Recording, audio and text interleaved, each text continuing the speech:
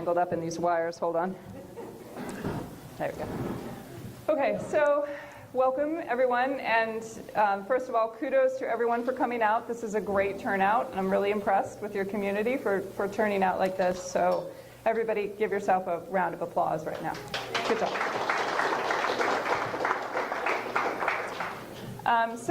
So as mentioned, I am Raina Rippel. I am the director of the Southwest Pennsylvania Environmental Health Project. That said, one of our primary funders is here in the room, and we've tried very hard to stay in southwestern Pennsylvania, and we've failed for the most part because the need is so huge, as many of you know. And Ohio has been possibly one of the most difficult states for us to try and assist. West Virginia is a close second. It's just really hard to provide the resources that we know you need here in Ohio.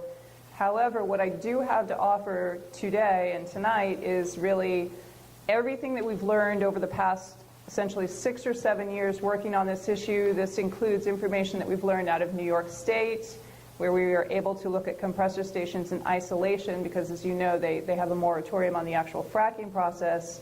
They do not have a moratorium on pipelines. Do not believe that New York State doesn't have gas infrastructure. They have just as many pipelines, maybe not just as many, but they have plenty of pipelines, plenty of compressor stations.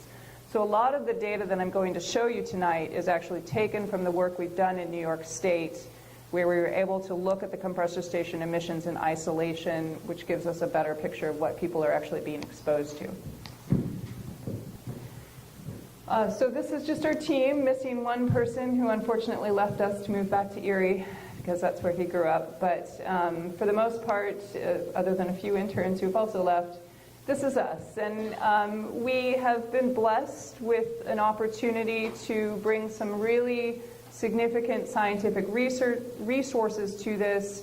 I do have a toxicologist on staff, multiple health professionals. I work with a lot of incredible volunteers and a lot of wonderful graduate students and the like. And I will tell you that we're very well connected to the research community across the United States as well, talk to people from other countries. We know a lot, and that's something I really want to emphasize tonight here for all of you, because I know that I've done presentations over the last 5 to 6 years. People have said, well, what's really known? We know a lot. We know a lot at this point in time. We have a pretty clear understanding of what type of emissions you would be exposed to from a compressor station. We have a pretty solid understanding, and I would even say an incredibly strong understanding of a lot of the toxic chemical impacts on health. And we know how benzene, for instance, this is not a mystery. It is not a mystery how benzene works on the human body. It is not a mystery on what type of emissions you're going to be exposed to. So do not believe somebody if they say, that's unproven, we don't know. Because the truth is, and this is what I said in a conference I was just at in Southern Ohio, we do know. There is a lot that we know. Healthcare professionals, public health professionals, sometimes less so, and certainly regulators tend to want perhaps a higher degree of certainty, but there's something called the precautionary principle, which says basically first do no harm, or do not expose people, right? Do not cause people to suffer from these type of health impacts, even in the face of not knowing exactly what's going on. And I think most of us here in this room feel that we're being experimented on, that we're in this situation where we don't know exactly what's going on, but you know your story. You know what happened to you. You know your health symptoms. Stay with that knowledge. I'll walk you through what we know, and I hope to be able to leave you with some things that you really can tangibly do yourself to take control of your situation. So, and this is just our mission, of course, and that's the point here, is for us to give you the information, for us to give you access to the type of scientific data, even the monitoring, for us to put that in your hands and to work with you to make this happen, to help protect your health. So just a brief summary of my topics. you know, and Peggy has already covered some of this, and you've heard this also from the people living nearby, you know, what are the types of things that you're going to be exposed to? I'm going to go through this fairly quickly. A lot of this data is in the handouts, which I hope most people got. That data is taken, again, from our New York compressor station report. Unfortunately, the New York compressor station report is 300 plus pages, so you got the summary. And the reason why it's 300 plus pages is we were able to take national emissions inventory data and break down all the different, what are called Title V, which are major compressor stations in New York City, and get the data that's reported to the federal government on exactly what each major compressor station was releasing. So that's where you've got 300 pages of a lot of in-depth data and also analysis of what the health components of that are. So again, this is what EHP does. We're here to work with you. We're here to provide you with the information you need. We're here to help you analyze the data. We're here to help you gather the data. This is very much, it's a buzzword which is filtering around the research community right now, which is called citizen science. Right? So you are doing the science. You are in charge of more of your monitoring, of understanding what you're being exposed to. And if there's any silver lining, I would say, in the gas and the oil development that's you know, putting so many Americans at danger, it's that people are starting to take matters into their own hands, which is a difficult proposition when you don't have a state budget or those type of resources to work with. But what we do is we help you. We provide these resources.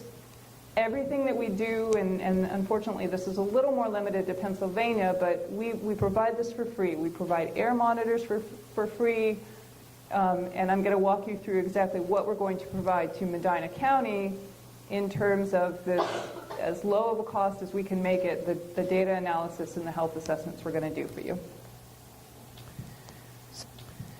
So this is what you're getting. You're getting a citizen science toolkit, and this is something that we really created out of New York. We've field tested this in about 7 to 8 different counties in New York, again, around compressor stations. We've been doing health assessments. We have, I would say, over 600 air data sets. We've done health assessments of around 400 people so far. And so we have a lot of data. And we have a lot of experience on knowing exactly what to ask you, exactly what kind of questions you should be concerned about, exactly what you should be paying attention to, mental health, physical health, noise, light pollution, etc. And so this is just a sample of what we do. So we're pairing this. We're going to do the air monitoring. We're going to get the data for you, but we're also going to be carefully tracking your health, helping you understand what type of health symptoms you need to be aware of, and understanding, and this is a very public health model, understanding what types of exposures and how you can reduce those exposures. I'm going to repeat that one more time because I want everyone to hear me. How you can reduce those exposures. And there are some simple low-cost methods you can use. It sometimes feels like it's not enough, and I understand that. I know that people are scared. I know that people are very, very worried about their health. I know that they're worried about their children's health, their family's health. Taking your shoes off when you come inside doesn't feel like enough. But the toxicologist that I work with has worked with Superfund sites all over the country for around 30 to 40 years, and it really does make a difference. And you really can improve your indoor environment in the face of some significant industrial pollution near you.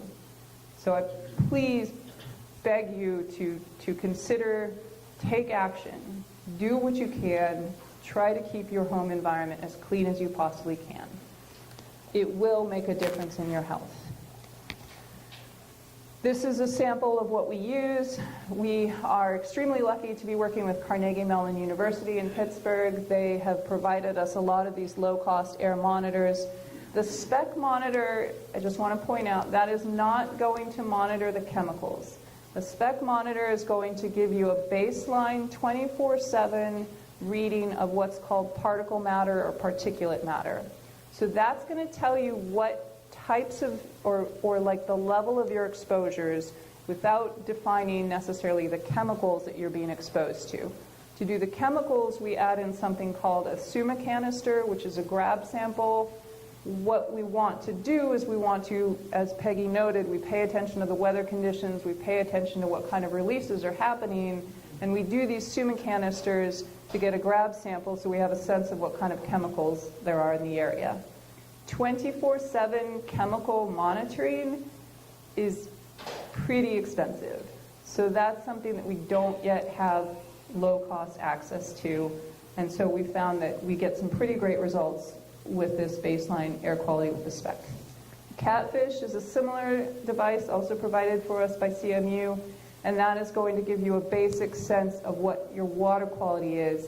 Again, this is almost like an early warning system. So if your water conductivity levels in this case, really what's called total dissolved solids, are coming along, you've got 400, levels of 400, 300, 500, and all of a sudden you've got 1,000. It might be time to test your water. So this is just a way for us, it's pretty much, it's essentially an early warning system. It's low cost. We can help you with it. We can put the data analysis in your hand so it's less of a mystery. Set this down. I don't know that people here need a primer on what it looks like to live with the oil and gas, but in southwestern Pennsylvania, of course, we've been doing this for 7 years, really. It's been strongly happening. And the only thing that I want to emphasize with this slide is that there's a lot of facets to the industry. So it's not just the truck traffic, it's not just the flaring, whether or not they still have impoundment ponds. There are various impacts, and what we have done is we've actually created a handout that takes you through each one of these stages, and it tells you what the specific health and exposure concerns are with that stage. We have that for the whole industry, but what I'm focused on, of course, here for you tonight, which is my understanding, you're mostly concerned about the compressor station and the pipelines. So the rest of my presentation really focuses very deeply on, again, what you would be exposed to from the compressor station. This is the report that I referenced, the 300-page report. I kept trying to get Pat Russo to write something shorter. He couldn't do it. But Pat Russo was the primary author, and he worked also with Dr. David Carpenter out of SUNY Albany. And what you have, the handout you all received, I hope, is a summary, basically, of that report. So it pulls out a few key things and helps you understand what is a compressor station, what is it going to do, what types of exposures might you expect from it, and what should you be concerned about. And I'm going to walk you through a little bit of that. So a compressor station is going to compress the gas, obviously. But there are certain things that are actually going to release chemicals. And these are examples of where those chemical releases are actually coming from. These are what we found in the New York compressor station study. These are the primary things that we're concerned about.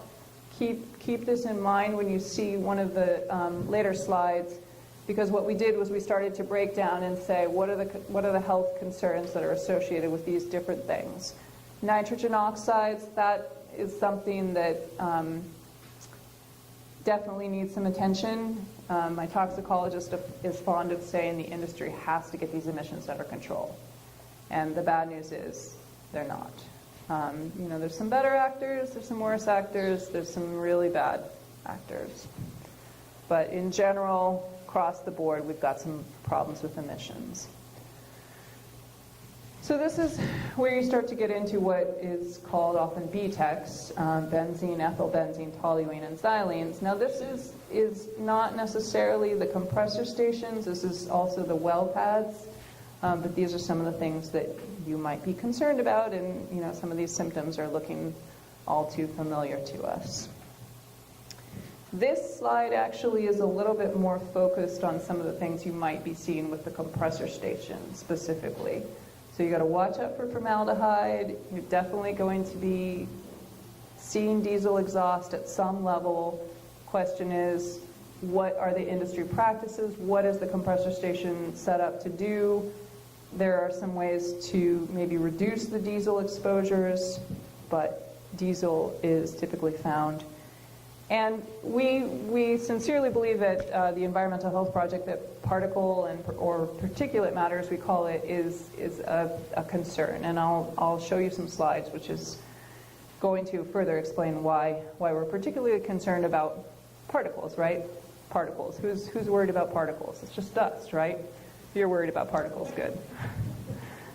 You should be worried about particles. And let me just say one more thing, and I'm going to sort of hammer this point home. We know what particulate matter does to the health of a human being. We understand, and we being the scientific community, the medical community, your doctor may not be as aware of this as you need them to be, but this is not a mystery. Particle matter and particulate matter's effects on human health are really well researched and very well understood. So when you know that you are being exposed to particle matter pollution coming off the compressor station, it's not a mystery what that's going to do to your body. Do not let your healthcare provider act like they don't understand that, because they don't necessarily have the type of environmental health training that you think they should have. But be very aware yourself as an informed patient that that is out there. That's out there in the scientific literature. It's out there in the medical literature. It is not a mystery. So these are just some characteristics, and again, if anybody wants to go through the full 300-page report, you can start to look at these specific chemicals. Note these numbers are from New York State, and these numbers are from the biggest compressor stations in New York State. So these are probably the compressor stations that are going to be on the cross-state pipelines. They're called Title V. They're big. And so what they're releasing is maybe a higher level than some of the compressor stations which might be on your pipeline, but not necessarily. Pay attention if your pipeline is something called Title V. If it's a Title V compressor station, okay, it sounds like it is, national emissions inventory data will be available from that compressor station. And that's where we've really taken a lot of the data and started to analyze it. We're hoping to bring this to Pennsylvania. But these numbers are numbers that can translate to what you would be experiencing here in Ohio too. So again, circulatory system. Now this is a really important point. You are not just, and I'm so sorry, I feel like I wish I could bring some good news. You're not just going to be exposed to one chemical. You're going to be exposed to multiple chemicals that are going to be acting in concert with each other. So you are potentially going to be exposed and probably going to be exposed to particulate matter, but you're also going to be exposed to the chemicals, the volatile organic chemicals. The particulate matter can actually act as a carrier for the volatile organic chemicals and take it into your deep lungs. And there's a synergistic effect when you're exposed to multiple chemicals, which ultimately creates more health impacts in the end. So you've got the amplified, in this case, cardiovascular effects. And that's one of the problems, and this is actually referencing the DEC, which is a New York State agency. But the EPA is not looking at these chemicals together, right? So they're isolating these chemicals. They're saying this is your maximum contaminant level for this chemical in isolation. But you're not being exposed to chemicals in isolation. You're being exposed to the particulate matter at the same time you're being exposed to the VOCs, at the same time you're being exposed to, say, the formaldehyde. So those three things are going to act together in your system and amplify the impacts. There is no good news. Yeah. Holy cow. I know, sorry. Sorry, it just gets worse. I'm going to get to some silver lining in a minute. Yes? So people know that before Excellent. Okay, And also, great. I checked your compressor station when you go on the side view. Yeah. Ours is bigger. The horsepower is bigger than what you show on yours. On the Title V? Okay, I'm sorry to hear that. Ours won't be a diesel. It's going to be a turbo compressor. Okay, that could be different. I mean, each compressor station is unique in this sense, so I hope that's a good thing. It may be a good thing. I hope so. But the other thing that, just from a general perspective, and Peggy's the healthcare professional, I've been doing this from a public health perspective for some time now, there's short-term impacts and then there's long-term impacts. And of course, we're very concerned, and what we're doing at EHP is we're starting to really observe the short-term symptoms. We're starting to observe some of the things that you've already heard tonight. But we're very concerned about some of the longer-term impacts, and of course, that's where you start to see more of the neurological effects, the blood disorders, and ultimately, possibly cancer. So again, I mentioned particles transporting the chemicals into your lungs. And so this shows what you've got. You've got very, very, very fine particles. These are not dust. It's not something you're going to see with your naked eye. Right? They're very, very, very small particles, PM 2.5. And what they do is, unfortunately, they travel into your deep lung, and they can be carriers for some of the chemicals. So that's why reducing the particle pollution is really, really important to improving your air quality and hopefully your health outcomes. Also really concerned, and some of this is more related to the well pads, but I think there's a lot of concerns about specific vulnerable populations, pregnant women, elderly people, and people who have already impacted, like, if you've already got respiratory problems, if you've already got, say, COPD or something like that, you are in that vulnerable category and you need to be that much more protected. And of course, infants. So these are just some of our preliminary findings. Again, we're not a research institution. We're not an institution. We're not an academic institution or regulatory agency. We're working off of private foundation funding and donations. And what we're finding is in a fairly small population, both in New York State and also in southwestern Pennsylvania, and to the extent that we've talked to some people in Ohio. We have worked with people in Belmont County and in other parts of Ohio, and also as many as we could get to in West Virginia. We're super small in terms of the scope of the problem, and so what we're trying to do, we really think of it more as almost, it's like solving a mystery, really. It's like saying, okay, what are people being exposed to? What are the symptoms we're seeing? And the ultimate goal, of course, in solving this mystery is to say, how can you protect yourself? How can you reduce your exposures? How can you have a better health outcome? What are some tools that are working? What are some exposures that are especially problematic? We hope that people take our materials and take them to policymakers and say, this is not acceptable. We're happy to work with you on that.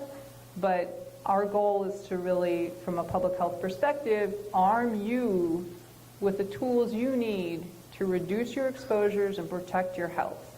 We're also there to talk to your healthcare providers, to educate them, and again, to the extent that we can educate policymakers and get them to understand what we know, we're doing that as well. But I just want to point something out, because if you were to look at some of the peer-reviewed publications, if you were looking at some of the industry arguments that we hear, which is that we don't have a population study, right? We don't have enough numbers. We don't have enough data. We don't have 10 to 20 years of data. Who wants to wait 20 years for the data to come in? No. We need to move on this sooner than that. So this is just an example of one of the things that we're trying to do. We're trying to, again, get your data, get it back to you, work with you, put this in front of policymakers so that they understand the scope of the problem. So So one of the things that we've tried to do, and this covers Pennsylvania, but it can also go over into Ohio, and you'll actually see if you go on our site that there are some stories that we've captured in Ohio. People are capturing their health data, capturing their monitoring data, and we're trying to get as much of this on what's called the environmental health channel as possible, because overall, I would say the majority of policymakers, certainly in Pennsylvania, our legislators say, see no evil, hear no evil.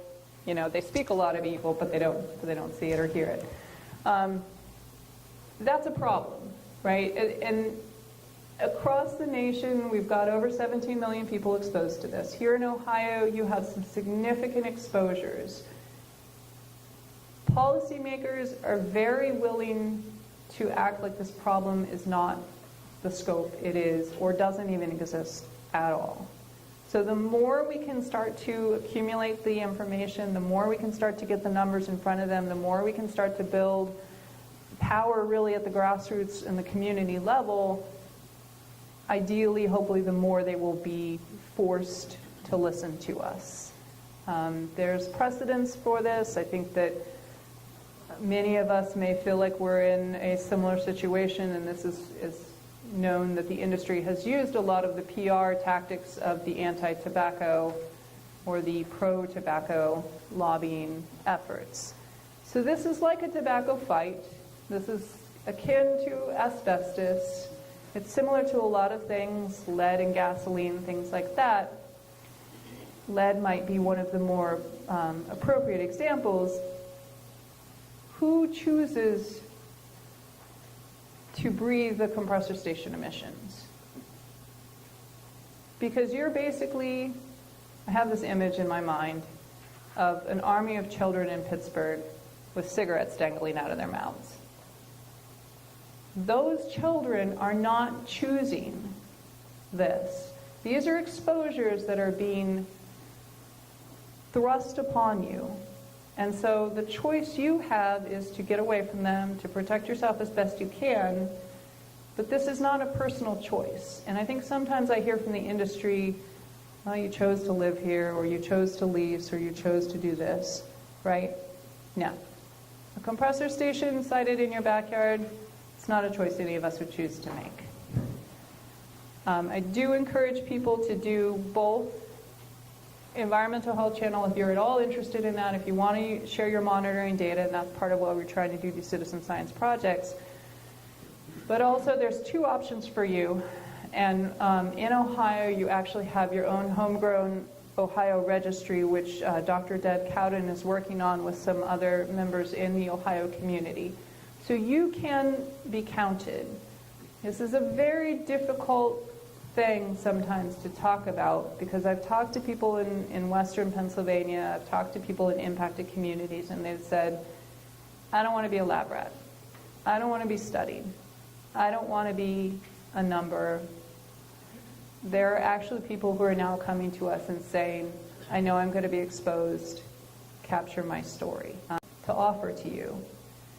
However, if your story can help somebody down the line, some of us are starting to feel like maybe that's something we need to do. The important thing, though, I'll skip on to this, we can also give you information. So if you join the health registry, and we're going to be working with the Ohio registry as well, we will try to give you more information, like new studies that are reported, more understanding, a greater understanding of what your health solutions may look like, what your health symptoms, what your concerns might be. As the research moves forward, we're going to be in close connection with the people who have actually joined the registry, who are working with the registries that we have access to. And again, we are talking right now with the people who are doing the Ohio registry, so we're working pretty closely together with them. And I say Colorado and PA only because that's the state level. The group that's doing this in Ohio is independent of the state. State's really essentially dropping the ball. They've largely dropped the ball in Pennsylvania too, but they're pretending to carry it. So these are some resources we have, and I really, really encourage you again to call us. Hopefully we can help you. Hopefully we can get you materials But go to our website, find things for yourself, get them off our website, take our materials, run with it. But what we're doing here in Medina County is going to be very, very specific to you. We're going to capture health data. We're going to create reports for you. Just wanted to show you an example of this. This is what a report looks like for community members in New York State. So this will actually show you how you compare to others in the study specific to your community. And I think that that is probably one of the most important lessons that I've learned with EHP over the years, is that what you are exposed to, and whoever you were talking about, you know, what the compressor station is going to be, that's specific to your community. So our best case scenario is that we're comparing people within the same community, because these are very unique exposures based on a unique type of infrastructure in your community. There's a myth that the industry likes to perpetuate, which is we don't do that anymore, right? We don't do impoundment ponds anymore. Okay, maybe EQT doesn't do impoundment ponds anymore. Maybe Chevron does, right? They like to, I think, say this as if they're all the same, and they're not. They're vastly, vastly different in their practices, in their accidents, spill rates. Not a lot of great actors. There's a few who are slightly better than others, but they're not all acting the same.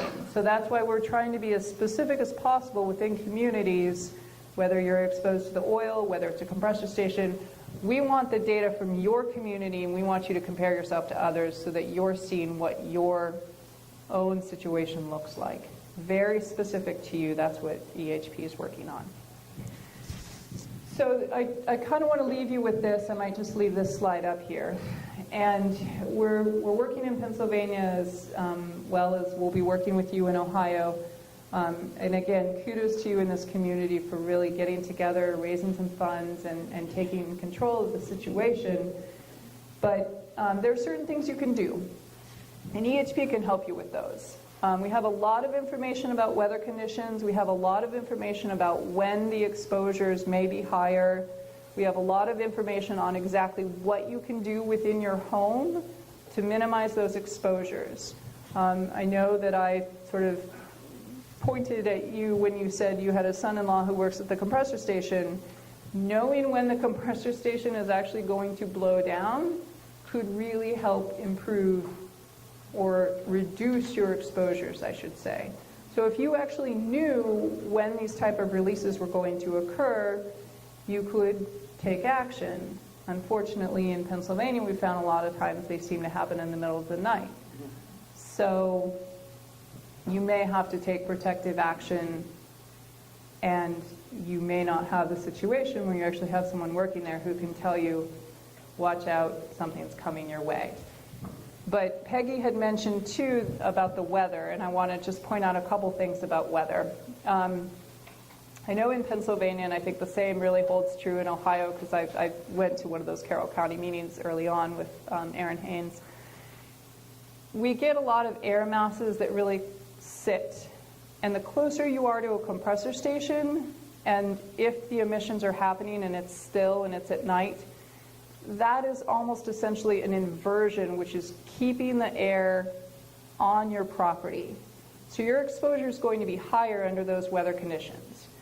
If it's a sunny, windy day, it will disperse the pollution. You're not going to get as concentrated of an exposure.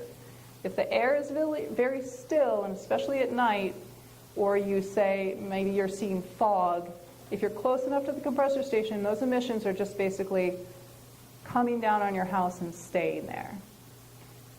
So these are the conditions that you want to avoid getting that air inside your home, which is really difficult. I think about this all the time. I put my windows open at night. You know, it's summertime, it's hot, I want fresh air.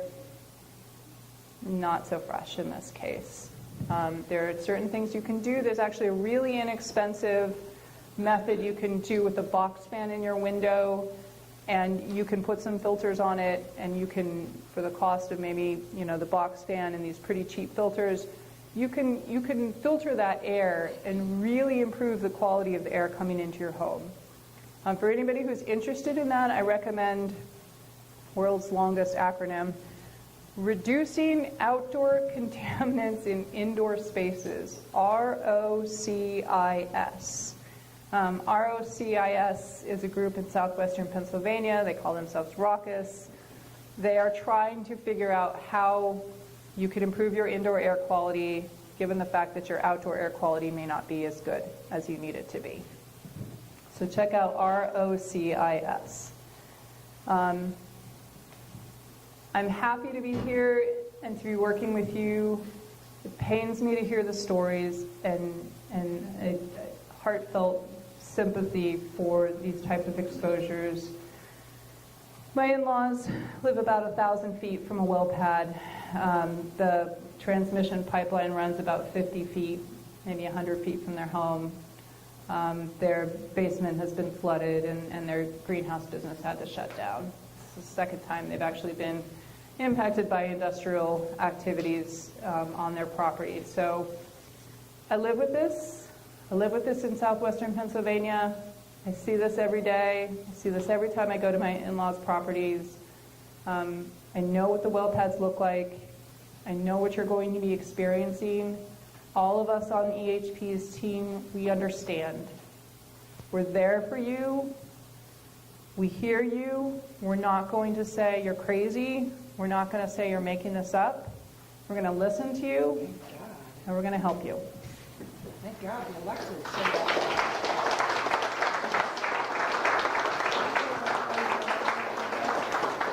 So, and this is just how to contact us, okay? You want questions or? Okay. Yes. The township is basically a rural township with animals that we raise, you know, the cows, and their corn. What residuals do the animals have that we are raising? A lot of us are going organic. Yes. You know, so what kind of residuals will our crops have? Will our animals have? Right. Yeah, so the question is about the livestock and the food the crop contamination. Really important question and something that's only starting to be more well understood.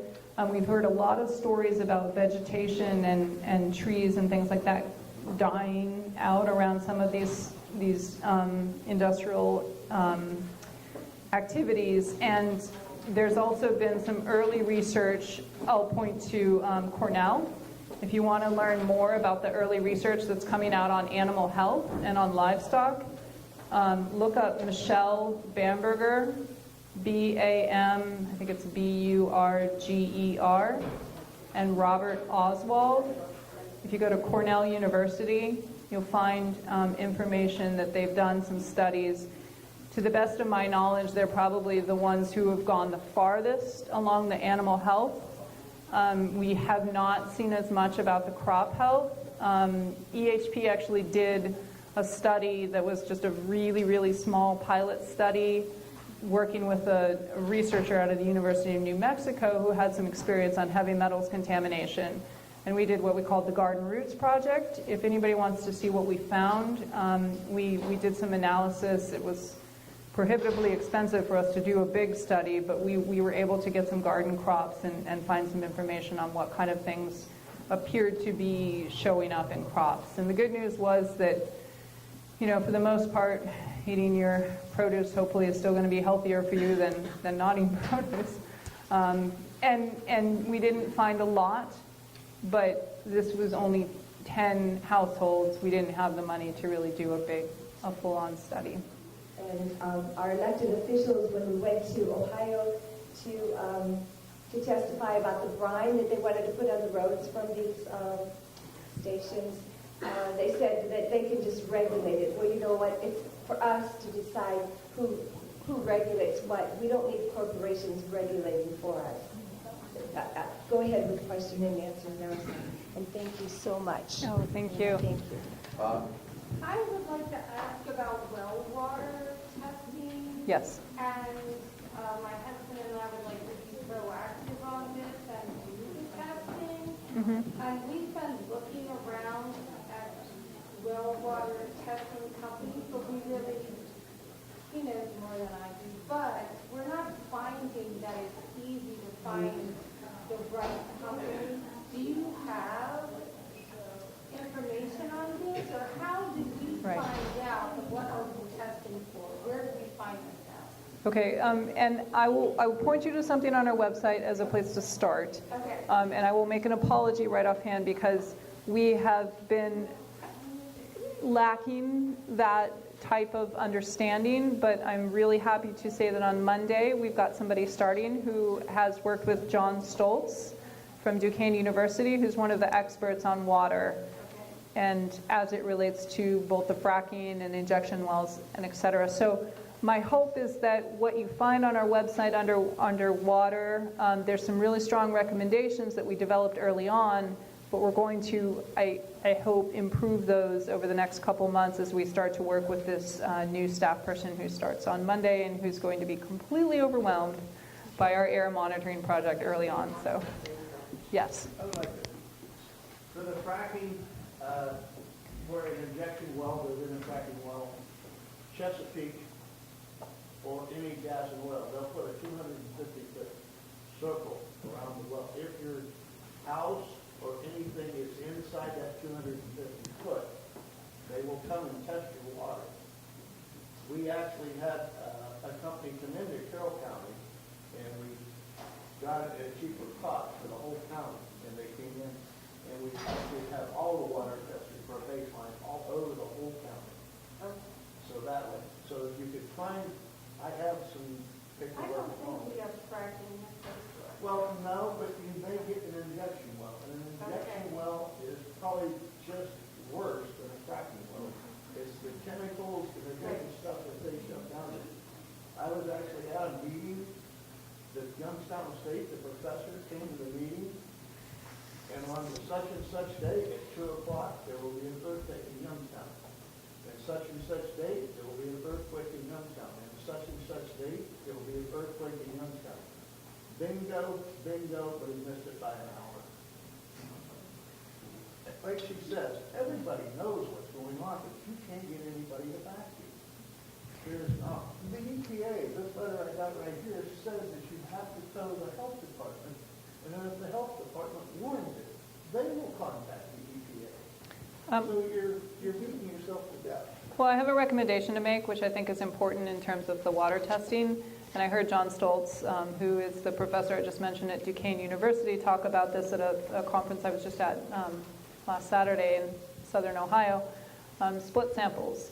So split sample basically means that you're going to send a sample in to get tested, but you're going to preserve and or send another sample to someone else. So it gives you an opportunity to compare. And even if you don't have the resources to necessarily do the sampling right away, John Stoltz said, it's very important to retain that option, to do the split sampling, because that actually gives you the power to really check and make sure that, who did the testing is giving you the right answers. So we just need to find out about this, and so we can do it before. Yeah, a baseline test is very important because you want to know what the quality of your water is before anything happens. Okay. Yeah. Here's a lab in New Philly that we went to. They will do your baseline testing for you. Yeah, I would recommend definitely talking with him. You had a question? They Yes, are more, I Sorry. they are more worried about fertilizer runoff in your well or out. Raining in Mary. Okay, sorry, you had a question? So you talked about how to monitor and minimize our exposure and things. Yes. And Kathy mentioned about, they don't have the final permit for this compression. Oh, no, Oh, they do? Okay. That's why they're Well, building. well, I know they're building. I thought you mentioned something about it. My question is there any state in the union where a compression station has been put in that the community's been able to somehow affect their operation? I mean, because I'm sorry, I apologize, Yeah. all I'm hearing here is these are the things to pay attention to. Right. No, I hear what you're saying, What yeah. can actually be done other than move? Well, that's part of the reason why we're trying to collect some baseline data and working with various communities. We're actually working with a community in New Jersey. We're working with a community in New Mexico. We're working with a community in Virginia, and there's also these others in New York as well as Ohio. And the reason why I say all that is what we're trying to do is give you, the community, the data you need before it happens. So ideally, the best case scenario is you know what your air quality is now, and you can use that to argue for, again, protections. I'm watching closely to see what is happening in these different communities. Maybe Virginia figures something out, in which case we'll certainly make that known far and wide. The New Jersey compressor station, that's a better scenario in some ways, I think, because the township has actually said, we want to work with you, we want to protect the school children who are downwind from this. It's not a good scenario, sadly, no. And there haven't been major success stories. I do want to share one success story with you, and it's maybe too little too late, but Mark West in Pennsylvania, if anybody has heard about this, just got this major, sorry, I should say, a fine, not really major probably from their perspective, but they were fined because they didn't really understand exactly what their metering stations and their, what is called a pig launcher, was doing. So their emissions cumulatively were a problem. They were under investigation. Fortunately, it took a couple years for the EPA to catch up with them and say, you're doing something wrong. Again, too little, too late. This is not the perfect solution. Arm yourself with knowledge is about the best I can say. Do not go into this and not know what you're being exposed to. Do not go into this and not know what your air quality is to begin with. Excuse me, can I address this question? Yes. Thank you. Sure. Hi, I'm Tish Odell. I'm with the Community Environmental Legal Defense Fund and also work very closely with Sustainable Medina County. We help them with the charter proposal that I don't know if you're familiar with or not, but you bring up a great question, and it seems like it's hopeless, right? There's nothing you can do, and I totally support all this monitoring and testing because you need to know what's happening to you now. You mentioned, Raina, about policymakers, addressing policymakers. Well, think about that. You should be the policymakers in your community, right? And this is one instance. Is it too late for this compressor station, this pipeline? Yes, maybe. But who knows what's down the road, a year from now, 2 from now. They may need a second compressor station. They may put a second pipeline in. They may put some other industrial harm in your community. So what Kathy mentioned earlier about the state amendment, constitutional amendments, do the monitoring, do the testing, cooperate fully with all of this because you are providing data. But that is a much more important project. That's for the future, to stop this so that we are the policymakers in our community.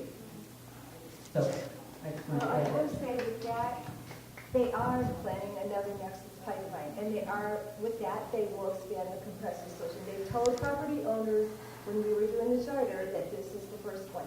So people need to know, and whether we do a charter again or try to amend the Constitution, which is what we can do now, we have to fight back. We can't just sit here and say, okay, just kill us, okay? And we do need the data to fight back. We need the data. This is the only proof we'll have to bring up. So There are places in other countries where they've had success, like Great Britain. They've had some success using their legal system to stop things that they want. So I think the other thing that I would say, and of course I'm the Reverend Keith Tracy, so I think the law.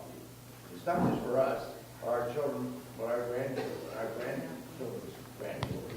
If you look up something called epigenesis, you can see the influence of environmental toxins on generations way in the future. Look it up. See how it affects people you don't even know yet. Who aren't even here.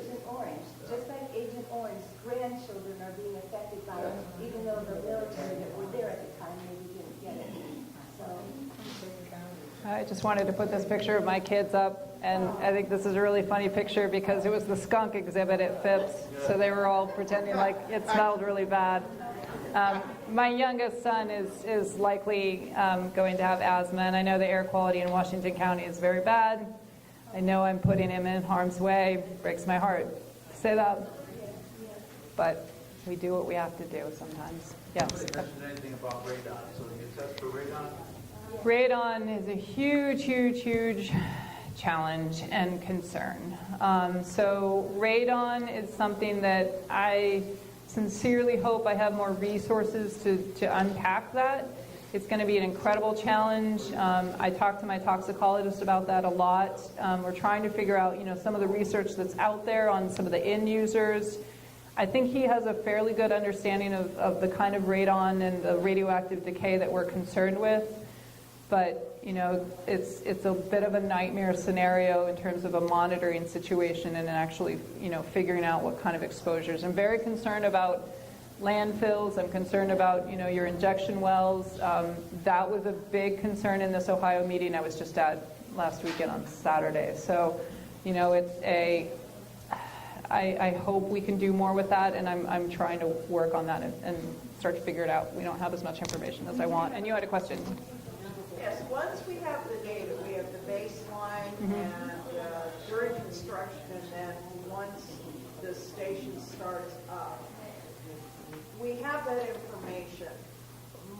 So we go to the industry, we go to our electeds, and we say, here's the information. Is there now technology that can be used on the compressor station emission stats that can scrub those VOCs out of the emissions? Yes. Oh, yes. They can do a better job of their emissions. They can control the emissions much, much more than they are. There are a lot of technologies, and that's what you need to, once you know, again, arm yourself with knowledge. Once you know what you're, hopefully before you're actually being exposed to it, take action, talk to the people who are hopefully going to either, allow this or maybe have some say over how this gets set up. There are things that they can do to improve their operations and reduce your exposures. Demand those. Yeah, sorry. Just to say, there was something called new source rules Yes. that have been postponed. New source rules, yeah. That were supposed to, Right, and I have some degree of hope that New York State at the very least may wake up to the amount of exposures and may hopefully be a model for the country. Sorry, you had a question back there? Yes, for those of us who have little ones, toddlers, what can we do to help those that are more vulnerable? The second part is, with primaries next week, are there more local politicians that are more cooperative on this effort? I'm sorry, I just wanted to answer that question back there about keeping your toddlers safe. Yes. So I do have some really specific recommendations for children, and Peggy could maybe. Yeah. So watch the weather conditions. Watch your air. On days when it's breezy and windy, you're going to have less exposures, right? If your children are outside and they're being exposed, you want to, especially on still conditions, you don't want them in close proximity, hopefully, to the compressor station. Encourage them to be more active on days when you've got some better air quality conditions, weather conditions, which is the wind is more brisk, and that's a better air quality day. And I'll just say one other thing. People think that we're not going to have fracking wells here. If you knew how many properties are leased by the gas and oil companies for fracking, it's not over yet here.